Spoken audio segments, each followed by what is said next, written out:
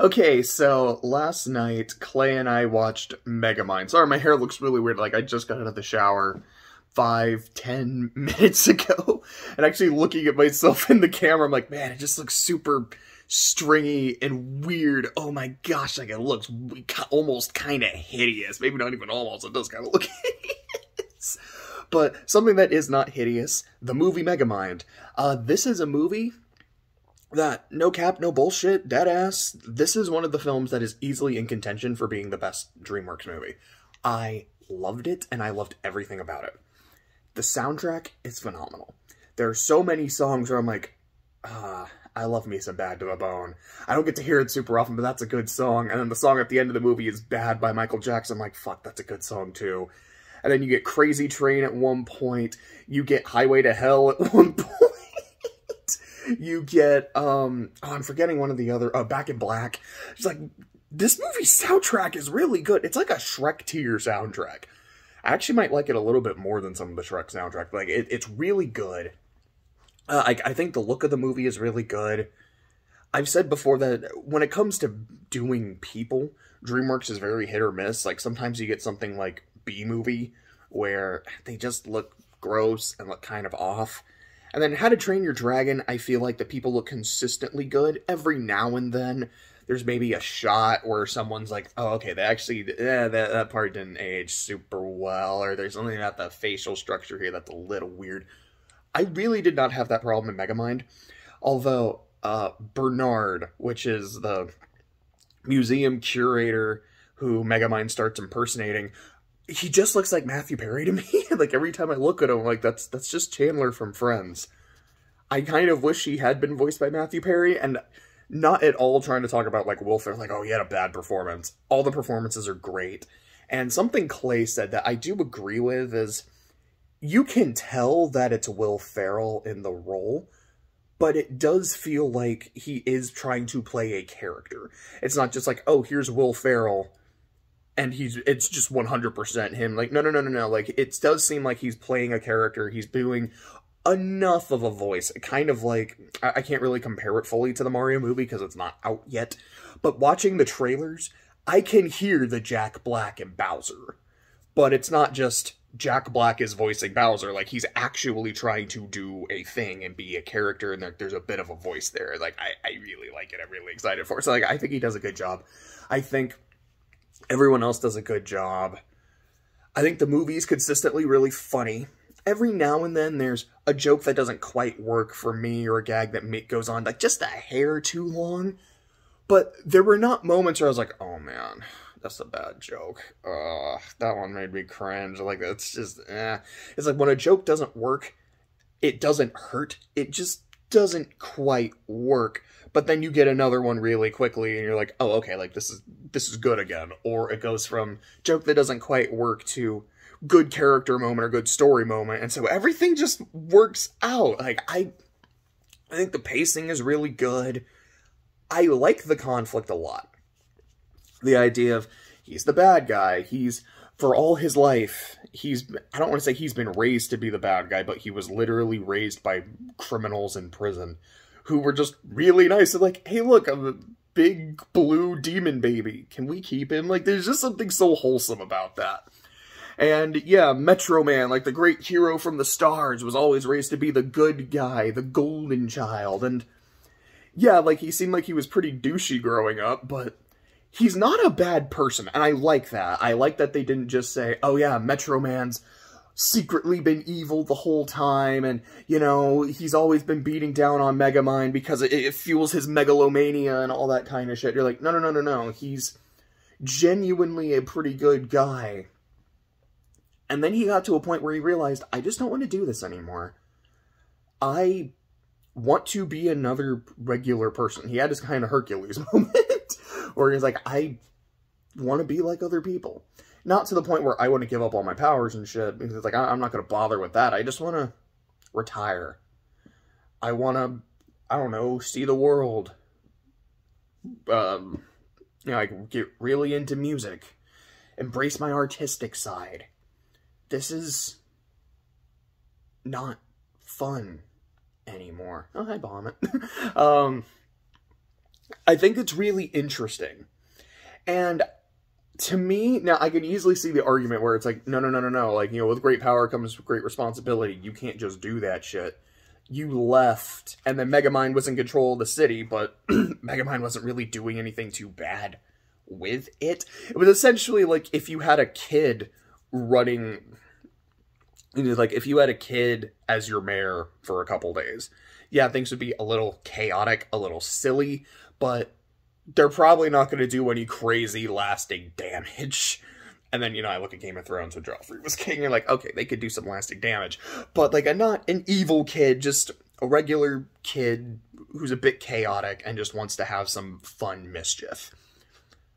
And I feel like that's what Metro Man saw, because, you know, when they talked to him at the end, he's like, no, I don't want to come back, but I believe in you. I know you can be the hero. I'm ready to pass that torch.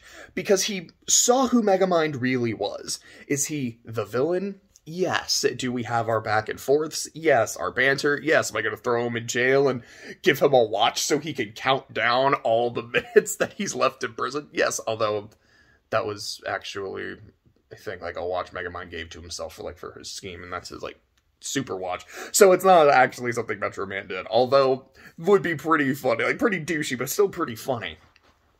It's like, you're not an evil person. If I leave the city in your hands, it might be a little unpleasant, but it's gonna be fine. And if something really bad comes along, I can genuinely trust you to take care of it. I feel like if Megamind fell to Titan, which, you know, put a pin in Titan, but if he fell to Titan, I think Metro Man would have done something, because at that point, like, okay, I gotta go take care of this. I feel like he was just kind of like, I'm gonna let Megamind have his day. And if it doesn't work, I'm there on standby. But if it works, the city gets a new hero, I get to stay in retirement, and he gets to have a good life. You're like, good job, little buddy. I always knew you had it in you. Like, I actually really like that.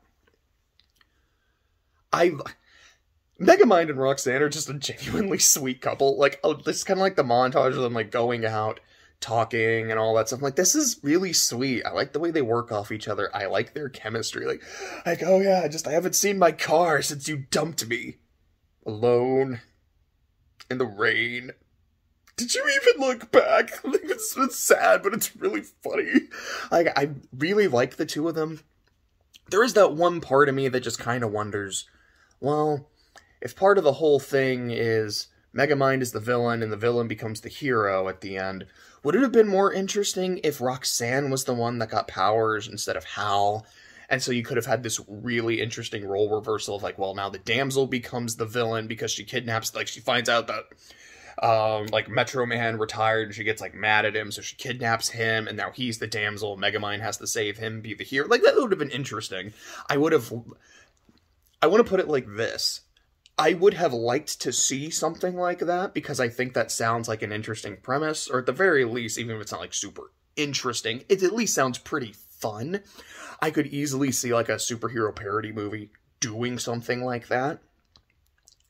But I don't think it would have super worked here. And I think part of that is I genuinely like Roxanne, and I wouldn't want to see her just be like, okay, now I'm the villain. Like, nah, I don't think that really works. Like I said, I really like her relationship with Megamind. I like how, even though she is still the damsel in the end, they do feel like partners. And it's not just, okay, I have to save you all the time. Like, I really like that. The other thing is, let's take out the pin, Hal is a great villain. I don't know if I would say, like, oh, this is my favorite DreamWorks villain. Because when I start officially ranking all the movies at the end, I'm also going to have, like, alright, so who are my favorite protagonists? Maybe like a top 10 protagonist, top 10 villain, you know, something like that. But he's definitely in contention for being my favorite antagonist. I love how this movie, your main villain is a nice guy. A guy who's, you know, trying his best to get the girl he likes, but thinks he's entitled to her because he's nice to her, because they work together, and thinking, man, you know, if I had powers, then you would be mine. And he's like, cool, I have powers. Now I'm gonna save you. I'm gonna throw you into bad situations and save you. And like, look, I have powers. I can impress you. I've just now saved you from situations I put you in, but I saved you. I have now won your heart. And no, that's not how that works. You know, it's like Roxanne says to Megamind before his reveal, is that, yeah, you know, you don't judge a book by its cover, you judge the book by its contents. And I do like how he throws that line right back at her. He's like, what about judging the book by its cover and by its contents? Like, okay, let's take a look at your contents then, shall we? Like, I appreciated that. I like how he threw the line back at her, but she had a response. It wasn't just like, no, you're him. I can't do this. You're a big blue gross man. Like, no. You and I have a lot of history. And it's not good history. You also killed a man. You've been you ruling the city, and not really with an iron fist, but it's still not good what you're doing. You've been tricking me, probably trying to manipulate me for your own amusement or for some, who knows, godforsaken stupid plan. Like, I buy this. This makes sense to me. But, going back to Hal, the cover is a nice guy who's just trying to get a date with a girl he likes and is a bit socially inept. The contents are, this is a terrible person. This is someone who, as soon as he got powers, just started stealing shit, took over the city, wanted to kill somebody. I like the foreshadowing with Hal, because there are some things that you notice. Now, like when Roxanne says, like, no, Hal, like, I'm not interested in your party, and he gets mad, and he, like, bangs his hand against the van, and then drives off and hits something and runs off.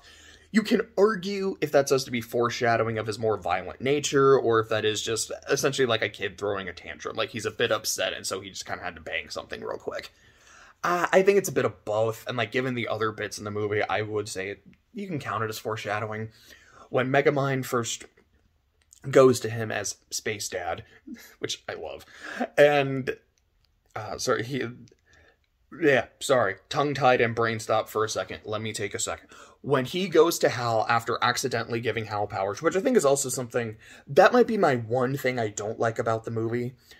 I like the idea of him giving him Hal the powers on purpose and really trying to make his own hero, rather than, whoops, I gave it to someone completely on accident. Like, that was, because it feels like he's taking responsibility for his mistake. Now, the idea was his mistake, like, to give someone powers 100%, but he didn't choose Hal. That just kinda happened. So when people are like, this is your fault, like, okay, it is, but, because, like, Roxanne a couple times is like, why did you choose Hal? Why did you give it to him? He's the worst person you could have given it to. Like, well, I didn't. I didn't do it to give it to him on purpose. It just kind of happened like that. I would have liked it a little better if he had chosen Hal, but regardless, after he goes to visit Hal, I was like, are you here for me? Are you here to take my stuff? The lady across the street has much better stuff than I do. And it's portrayed as just kind of like a funny, pathetic moment. But you immediately see that this guy is not ready to be a hero. This is someone who will immediately throw someone else under the bus if it benefits him. And when they start power training, one of the first things he does is he takes his laser vision and just, like, burns a copy of Megamind. And Megamind's watching this going like, I don't know about this, Chief. This guy might be a little too violent. And Hal's just kind of got this, like, maniacal grin on his face. Like, he's enjoying the power rush from being able to melt this dummy. Like, And then, you know, in part of the climax of the movie is when they're fighting, he's like, oh man, I've got notes for you. Oh, this was so fun. I can't wait for us to do it again. And I was like, oh, no, we're not doing this again. You don't go to jail after this. I'm going to fucking kill you. And is about to heat beam him in the head. Like, yeah, they set that up really well that he would become this person. And I really, really like that. Is there anything else I really want to say? Like, I enjoy the climax of the movie. I think it's a fun one. I enjoy Minion. I didn't really say anything about him, but, like, I think he's consistently likable and funny. I think I just said that. Like, I enjoy him, blah, blah, blah, blah, I enjoy him. I guess that's our take a shot every time I say that for the video, but yeah, it looks good. The voice acting is good. It's not even like it looks great. The voice acting is great. The soundtrack is great. The story is great. The characters are great. Like, everything about this movie works. And anything that doesn't work is so minor or happens for like 2 seconds and you immediately go back to the great shit. I feel like I was kind of going into it wondering how much of this is going to age well as a parody of superhero movies, but that's really not what it is. So, I mean, I kind of want to rewatch Superhero Movie. It's the, like, Drake Bell movie that's a parody of superhero movies and is, like, specifically the Raimi Spider-Mans. I'm kind of wondering, like, if I were to rewatch that, would I be like, no, it's just not very funny, it's not very interesting, or it's like, no, after the recent boom, like, almost 20 years now. More like 15. Let's see, Iron Man was 08, right? So that's 08 to 23, that's 15 years? That is 15 years, holy shit. But, so, recent, it's been going on for a decade and a half, but given the superhero movie culture, I wonder how well that movie actually holds up, or if it's kind of like Shark Tale, where it's, like, at the time it came out, it was mildly funny. I wouldn't even say that about Shark Tale, but it's like, now looking at modern internet culture, like, wow, Shark Tale is surprisingly accurate. I kind of have to respect it. Like, man, with all the superhero movies that are out nowadays and all the common tropes, this movie's actually really funny and really clever. But Megamind isn't quite that. I just think it's I just think it's neat. I just think it's really, really good. I don't really know what's in the back half of the DreamWorks Marathon, because Clay and I realized even after all these movies we're only like halfway done. I don't know if it's going to be great. I don't know if it's going to be ass. I don't know if it's going to be a combination of both, like the first half. There's like 40 movies, like 42, 44, something like that. So I don't know what is officially going to end up being in the top 10. It would not, sorry, I have to scratch my nose. It would not surprise me to see Megamind on there. It really wouldn't. I don't know about the Croods movies, because I know one of the directors is one of the directors of How to Train Your Dragon, as well as Lilo and Stitch. So I have mildly high hopes. It's not next. It was just one of the ones I realized, like, yeah, there's a Croods and a Croods 2. Kind of curious how that is. The next movie technically is Kung Fu Panda 2, but after 1, we were both like, fuck, we just kind of want to watch the next one, so we did. So technically the next movie for us is the first Puss in Boots, which I have seen. I remember liking it. I don't know how well it's going to feel, like, how well it'll hold up after seeing 2, and just how phenomenal that movie is. Clay has not seen it. I'm really excited to see how he likes the first one, if he's like, this is good, but after watching 2, oh man, this is weird. Or, maybe we just will both think it sucks, or maybe we'll both be like, no, it's really, really good. But we'll see. It's Thursday, so I do plan on doing a Car Talk video later today after work, but I gotta go to work pretty soon, so, bye.